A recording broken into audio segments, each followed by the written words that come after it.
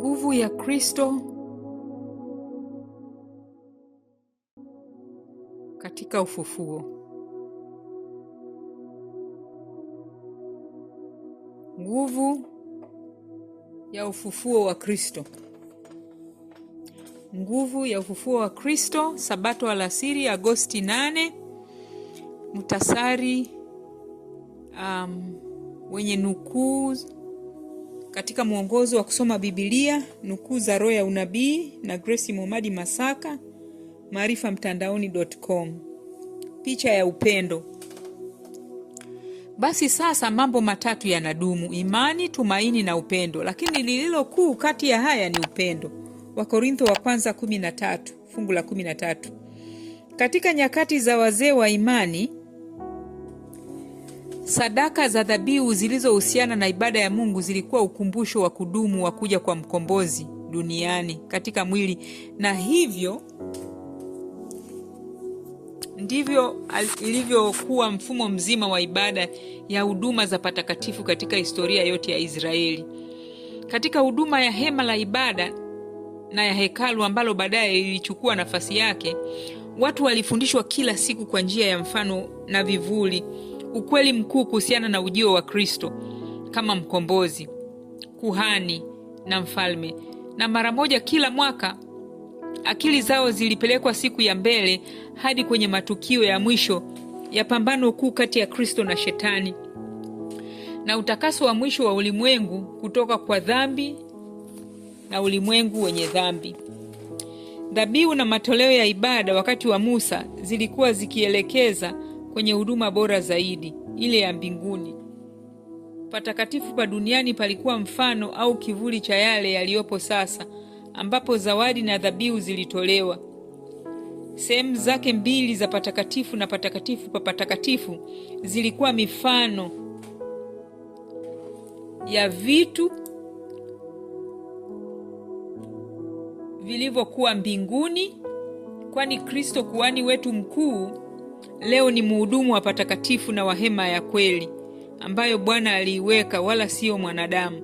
Waebrania 9 fungu la 9, fungu la 23 na Waebrania 8 fungu la 2. Tangu siku ambayo Bwana alimwambia nyoka huko Edeni, nitaweka uadui kati yako na mwanamke na kati ya uzao wako na uzao wake, Mwanzo 3 fungu la 15, Shetani amejua kwamba hawezi kamwe kuwa na mamlaka kamili juu ya wakazi wa ulimwengu huu. Adamu na wanawe walipoanza kutoa dhabihu ya kaida au sherehe zilizowekwa na Mungu kama kivuli cha mkombozi anayekuja, Shetani alitambua katika hizi ishara za ushirika kati ya dunia na mbingu. Katika karne nyingi zilizofuata, imekuwa juhudi yake ya mara kwa mara kukatiza ushirika huu kati ya mwanadamu na Mungu bila kuchoka. Adui amejaribu kumwakilisha Mungu vibaya na kutafsiri vibaya ibada zinazomlenga Mwokozi. Ingawa Mungu ametaka kuwafundisha wanadamu kwamba kutokana na upendo wake mwenyewe ndio hutoka zawadi inayowapatanisha naye, adui mkuu wa mwanadamu amejitahidi kumwakilisha Mungu kama mtu au nafsi inayofurahia uharibifu wao. Hivyo dhabihu na maagizo yaliyokusudiwa na mbingu kufunua upendo wa Bwana yamepotoshwa. Kwa neno na tendo, Masihi wakati wa huduma yake duniani alipaswa kuwafunulia wanadamu utukufu wa Mungu Baba. Kila tendo la maisha yake, kila neno lililonenwa, kila muujiza uliofanywa ulipaswa kuwajulisha wanadamu walioanguka upendo usio na kikomo wa Mungu. Kwa hivyo kupitia mababu na manabii na pia kupitia mifano na alama, Mungu alizungumza na ulimwengu kuhusu kuja kwa mkombozi atakayewatoa kutoka kwa dhambi. Umuhimu wa upendo. Jumapili Agosti 9. Ni kazi kubwa ya wakfu na ya dhati kujipatia ubora na utimamu wa kimaadili ili kuishi mbinguni katika jamii ya wale walio safi na waliobarikiwa zaidi. Ni kwa kufuata neno la Mungu pekee ndipo tunaweza kutumaini kufikia kipimo cha utimilifu wa Kristo. Lakini ni lazima tufanye hivi, la sivyo hatutaingia mbinguni kamwe. Bila usafi na utakatifu wa moyo hatuwezi kushinda na kujipatia taji ya utukufu wenye kutokufa. Maisha ya kiroho hayawezi kudumishwa isipokuwa kwa kujizoesha kutenda mapenzi ya mbingu kwa usahihi, mapenzi ya Kristo na ya uungu. Toba na imani katika Kristo kwa ajili ya msamaha wa dhambi ni muhimu, lakini sio yote yanayohitajika. Maisha ya Mkristo sasa ndiyo yanakuwa yameanza tu. Lazima tuendelee hadi ukamilifu. Kama tulivyoshauriwa na Mtume, lazima tulete kila wazo kuwa mateka katika kumtii Kristo. Tukimwamini Kristo, tutapenda kumfikiria, tutapenda kuzungumza kumuhusu yeye, tutapenda kuinua sauti zetu kwa sala kwake. Yeye ndiye atakuwa wazo kuu katika upendo na mapenzi yetu. Tutapenda kile ambacho Kristo anapenda na tutakichukia kile ambacho Kristo anachukia. Maisha ya Kikristo hayasimami pahali pamoja kamwe. Daima ni lazima yawe yenye mwendelezo, kwenye mjongeo wenye maendeleo. Upendo wetu kwa Kristo unapaswa kuwa na nguvu zaidi na zaidi. Ndugu yangu, dada yangu, je, roho yako iko katika upendo wa Mungu? Wengi wenu mna mtazamo wa giza kuhusu ubora wa Kristo, na roho zenu husisimka kwa furaha. Mnatamani hisia kamili na za kina za upendo wa Mwokozi. Mnatamani kuunganisha mapenzi yenu kwake kwa karibu zaidi. Bado hamjaridhika au kutosheka, lakini msikate tamaa. Mpeni Yesu mapenzi yenu bora na matakatifu ya moyo. Hebu mthamini kila mwale wa nuru. Heshimuni na kupenda kila matamanio ya moyo yanayotaka kumfata Mungu. Jipeni utamaduni wa mawazo ya kiroho na mawasiliano matakatifu. Fanyeni haraka kuiva kwa ajili ya mbinguni. Mkomae katika mambo ya kiroho, tabia na utakatifu. Itatugharimu kitu kupata uzoefu wa Kikristo na kukuza tabia ya kweli, bora na ya kiungwana. Lakini ule umati wa watu waliovaa kanzu nyeupe ambao wamekombolewa, na wale walioyafua mavazi yao na kuyafanya kuwa meupe katika damu ya mwanakondoo, tunapaswa kuwa hapo. Uhai ni zawadi ya Mungu. Sisi tumepewa miili yetu ili kuitumia katika utumishi wa Mungu, na yeye anatamani tuitunze na kuithamini. Tunao uwezo wa kimwili na kiakili. Misukumo na tamaa zetu ina sehemu katika mwili, na kwa hivyo hatupaswi kufanya chochote ambacho kitachafua umiliki huu wa mwili uliokabidhiwa kwetu. Miili yetu lazima ihifadhiwe katika hali bora zaidi kimwili na chini ya ushawishi mkubwa wa kiroho ili tuweze kutumia vyema vipaji vyetu. Soma Wakorintho 6:13. Miili yetu ni ya Mungu. Yeye alilipa gharama ya ukombozi kwa ajili ya mwili na roho pia. Mungu ndiye mtunzaji mkuu wa mashine ya mwanadamu, yaani mwili wa mwanadamu. Katika utunzaji wa miili yetu lazima tushirikiane naye Bwana. Upendo wa Mungu ni muhimu kwa uzima, afya, uhai na mambo kuwa sawa. Ili kuwa na afya kamili, mioyo yetu lazima ijazwe na tumaini na upendo na furaha. Amazing Grace, ukurasa 147. Jumatatu, Agosti 10. Mapenzi hufanya nini? Ukweli wa Mungu umekusudiwa kumuinua mpokeaji, kuboresha ladha yake na kutakasa hukumu na maamuzi yake. Tabia ya Mkristo inapaswa kuwa takatifu. Tabia zake zinapaswa kuwa nzuri.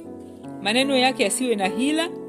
Kunapaswa kuwa na juhudi endelevu ya kuiga jamii anayotarajia kujiunga nayo hivi karibuni mbinguni, jamii ya malaika ambao hawajawahi kuanguka kwenye dhambi. Hakuna mtu anayeweza kuwa Mkristo bila kuwa na roho wa Kristo, na ikiwa na roho wa Kristo itadhihirishwa kwa maneno yake mazuri na tabia iliyosafishwa yenye uungwana, kujistai na adabu. Mabadiliko ya nje yatashuhudia mabadiliko ya ndani. Ukweli ni mtakasaji na msafishaji. Ukipokelewa moyoni hufanya kazi kwa nguvu iliyofichwa, ukibadilisha tabia. Lakini wale wanaodai kuwa wafuasi wa Kristo na wakati huo huo ni wakali, wasio na huruma na wasio na adabu katika maneno na tabia, hakika hawajajifunza kuhusu Yesu. Mtu mwenye majivuno, mkaidi na anayetafuta makosa au kukosoa wengine, huyo sio Mkristo, kwani kuwa Mkristo ni kuwa kama Kristo. Wengi sana Wanaotafuta furaha watakatishwa tamaa ya matumaini yao, kwa sababu wanaitafuta vibaya na wanajiingiza katika tabia za dhambi, mihemko na kuudhika na hisia za ubinafsi. Kwa kupuuza kutekeleza majukumu madogo na kujali wengine katika tabia njema, upole na uungwana, wanakiuka kanuni ambazo furaha ya mwanadamu hutegemea. Furaha ya kweli haipatikani katika kujiridhisha wenyewe, bali katika njia ya wajibu, kuwajibika. Mungu anataka mwanadamu awe na furaha, na kwa sababu hii alimpa maagizo ya sheria yake ili katika kuyatii apate furaha nyumbani na nje ya nchi, huku akisimama katika uadilifu wa maadili na kuwa mwaminifu kwa kanuni, na akiwa na udhibiti wa nguvu zake zote. Hivyo hawezi kuwa na huzuni. Vishikizo vyake vitakuwa vinamshikilia Mungu. Moyo utajawa na amani na furaha, na roho itastawi katikati ya kutoamini na uovu. Maneno ya fadhili, muonekano mzuri, uso wenye ucheshi au furaha umfanya Mkristo kuwa sumaku, ambayo hufanya ushawishi wake uwe vigumu kuzuilika au usiweze kupingwa. Ni dini ya Kristo moyoni ndiyo isababishayo maneno kuwa ya upole na mwenendo na hulka kuwavutia watu, hata kama una maisha ya unyenyekevu au ya umaskini. Katika kuisahau nafsi yako mwenyewe au kusahau mimi, katika nuru na amani na furaha unayowapa wengine kila mara, ndipo heshima ya kweli ya mtu huonekana. Hii ni njia ya kupata heshima na kupanua wigo wa manufaa ambao ugharimu kidogo tu. Na yule anayefuata njia hii hata lalamika kwamba eti apate heshima anayostahili. Lakini sheria za Biblia lazima ziandikwe moyoni.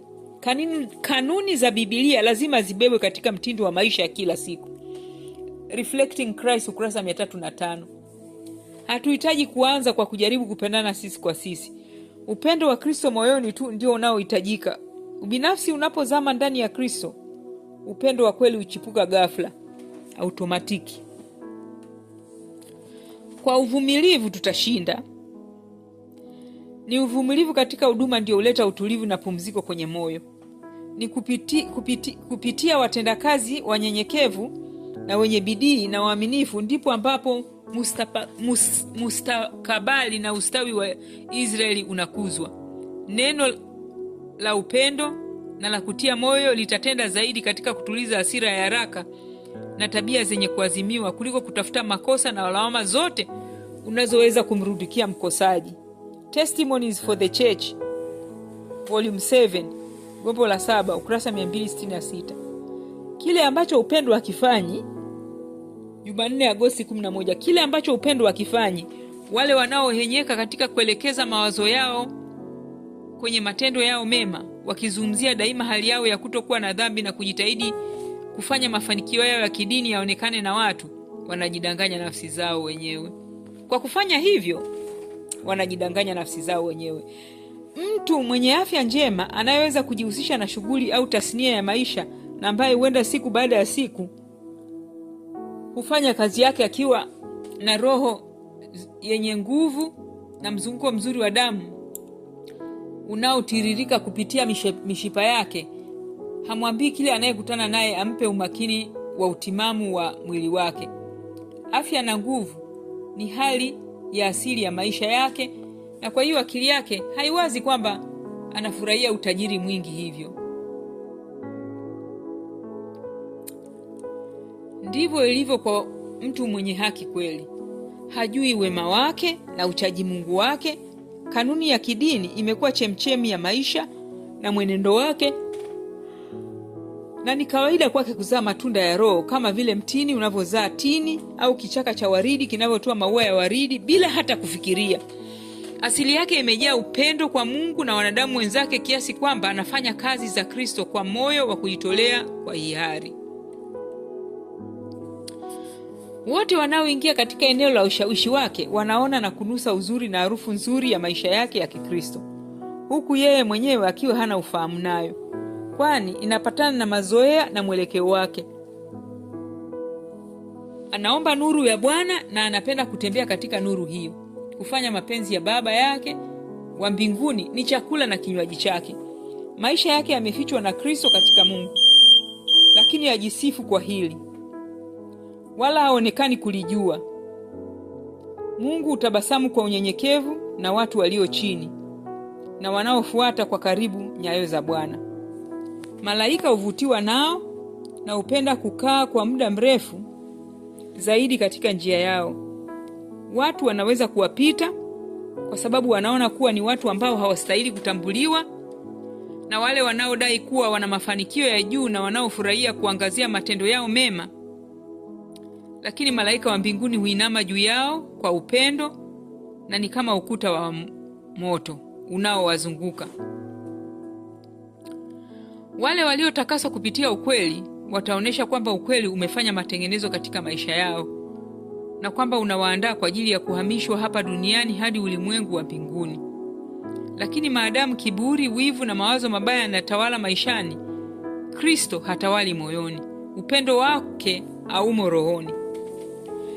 Katika maisha ya wale walio washiriki wa asili ya kiungu, kuna kusulubiwa kwa roho ya kiburi ambayo inajitosheleza, nayo husababisha kujikweza wenyewe mahali pake.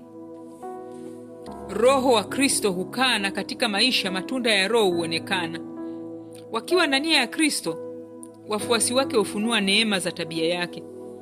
Hakuna pungufu ya hili au kingine chochote kitakachowafanya wanadamu kukubalika kwa Mungu. Hakuna kingine kitakachowapa tabia safi na takatifu ambayo wale wanaokubaliwa kuingia mbinguni wanapaswa kuwa nayo. Mara tu mtu anapomvaa Kristo, ushahidi wa mabadiliko yanayofanyika ndani yake huonekana katika roho, neno na tendo. Mazingira ya mbinguni yanazunguka roho yake, kwa maana Kristo anakaa ndani yake. This Day with God, ukurasa 118. Jumatano, Agosti 12. Picha ya Yesu. Sheria ya Mungu kutokana na asili yake haibadiliki. Ni ufunuo wa mapenzi na tabia ya mwandishi wake. Mungu ni upendo na sheria yake ni upendo. Kanuni zake mbili kuu ni upendo kwa Mungu na upendo kwa mwanadamu. Tabia ya Mungu ni haki na ukweli. Ndivyo ilivyo asili ya sheria yake. Hapo mwanzo mwanadamu aliumbwa kwa mfano wa Mungu. Alikuwa katika upatanifu kamili na asili na sheria ya Mungu. Kanuni za haki ziliandikwa moyoni mwake, lakini dhambi ilimtenganisha na Muumba wake. Hakuonyesha tena mfano wa kiungu. Moyo wake ulikuwa ukipigana na kanuni za sheria za Mungu, lakini Mungu aliupenda ulimwengu sana hata akamtoa mwana wake wa pekee ili mwanadamu apatanishwe na Mungu kupitia sifa za Kristo. Mwanadamu anaweza kurejeshwa katika upatano na Muumba wake. Moyo wake lazima ufanyike upya kwa neema ya Mungu. Lazima awe na maisha mapya kutoka juu. Mabadiliko haya ndiyo kuzaliwa upya. Amazing Grace, ukurasa 20. Mungu ni upendo, asili yake, sheria yake ni upendo. Hii imekuwapo milele na itaendelea kuwapo milele. Kila onyesho au udhirisho wa nguvu ya uumbaji ni usemi au tamko la upendo usio na kikomo. Ni kupitia nguvu zake Bwana kwamba majira ya joto na baridi, wakati wa kupanda na mavuno, mchana na usiku hufuatana katika mfuatano wao wa kawaida. Ni kwa neno lake ndio mmea ustawi.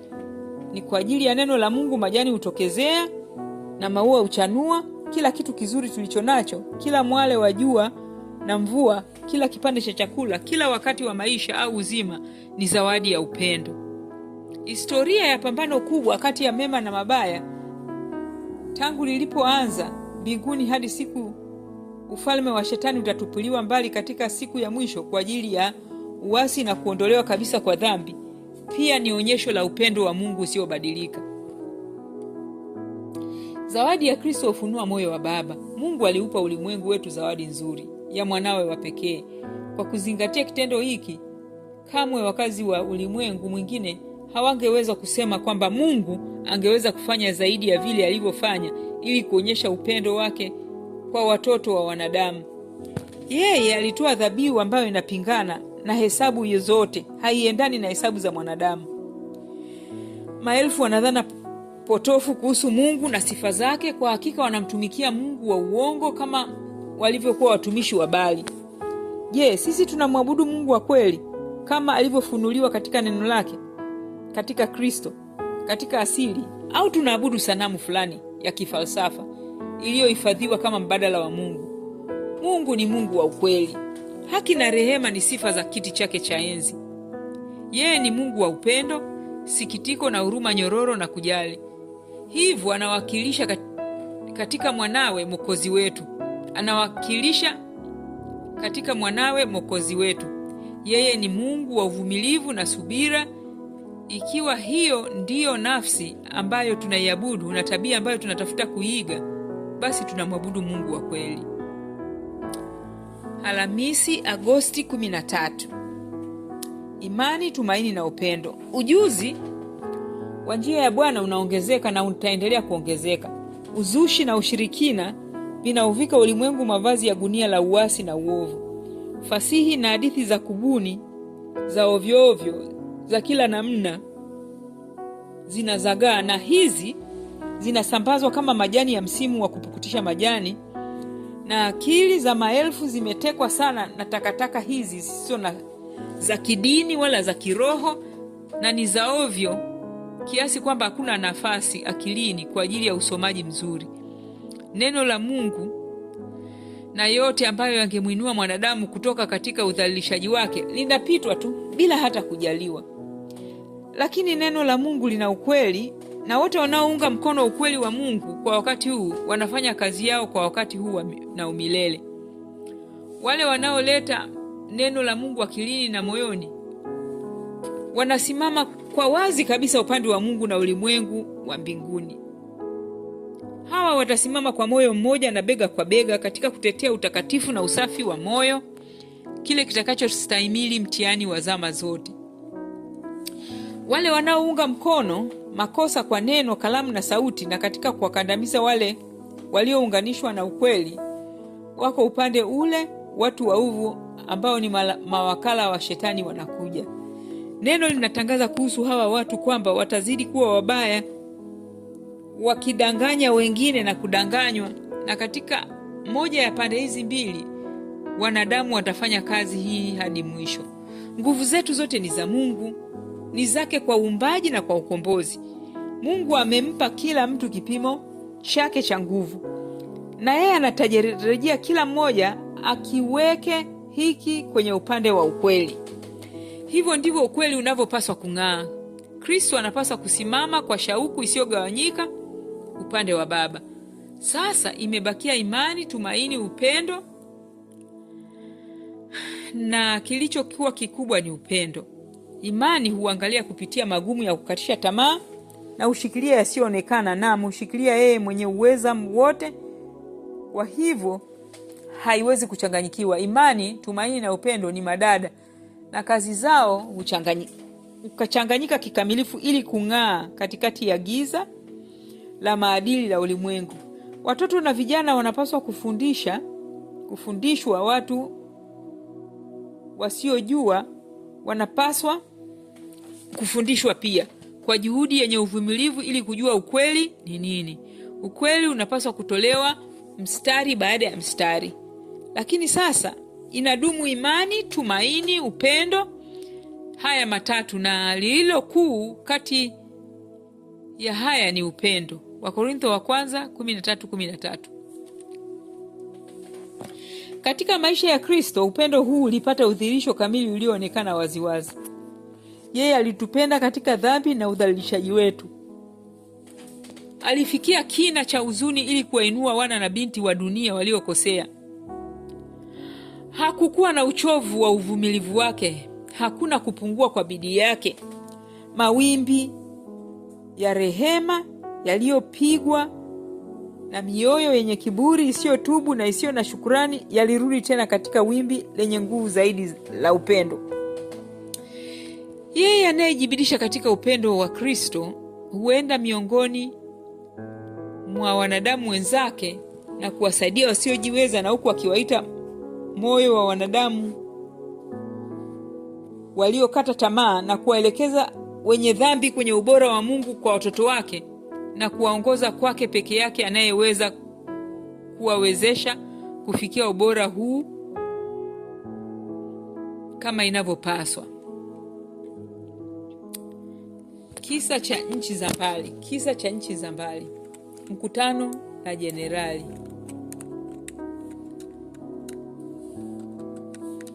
Nilianza asubuhi yangu kwa muda mrefu zaidi wa maombi kuliko kawaida.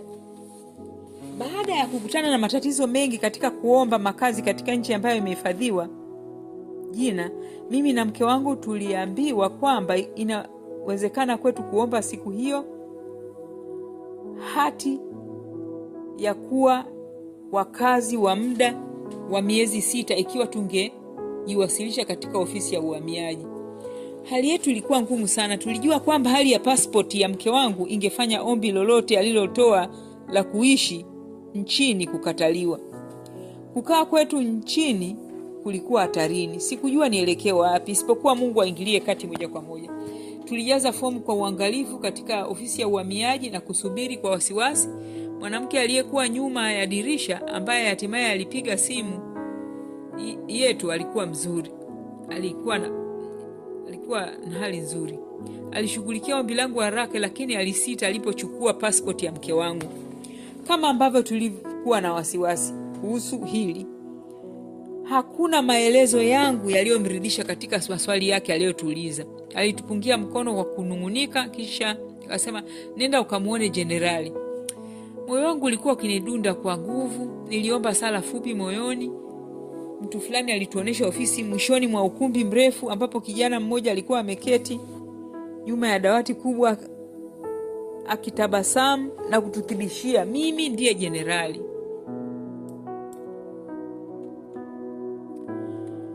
Alipokuwa akichukua pasipoti zetu, alituambia kwa furaha kwamba alikuwa akisoma Kiingereza, alikuwa akijifunza Kiingereza na alitarajia kuhudumu hivi karibuni.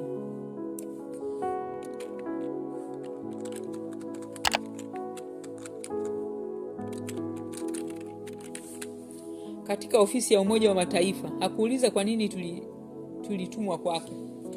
Baada ya dakika chache za kuandika kwenye makaratasi, alisimama na kutangaza, "Mambo yote yamekamilika, rudini kesho mchukue hati zenu za kuwa wakazi."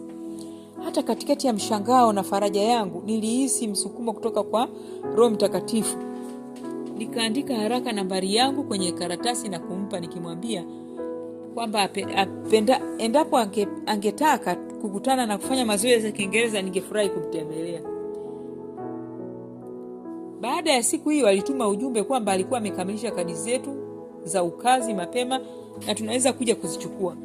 Haueni iliyochukua nafasi yangu ya kuchanganyikiwa na wasiwasi ilikuwa kubwa.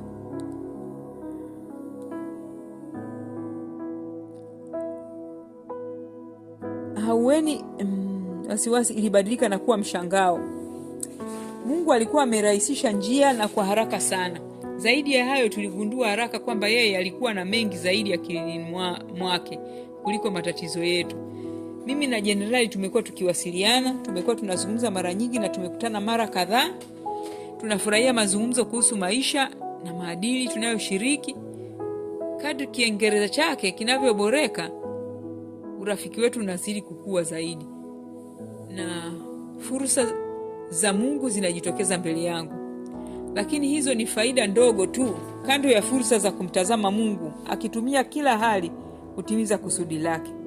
Tulikuwa tumemkaribia tukiwa na hitaji letu kubwa, kwa sababu tulizuiwa na changamoto ya kufanya kazi yake Bwana, na katika kujibu maombi yetu yeye alituunganisha na kusudi la kazi yetu. Asanteni sana.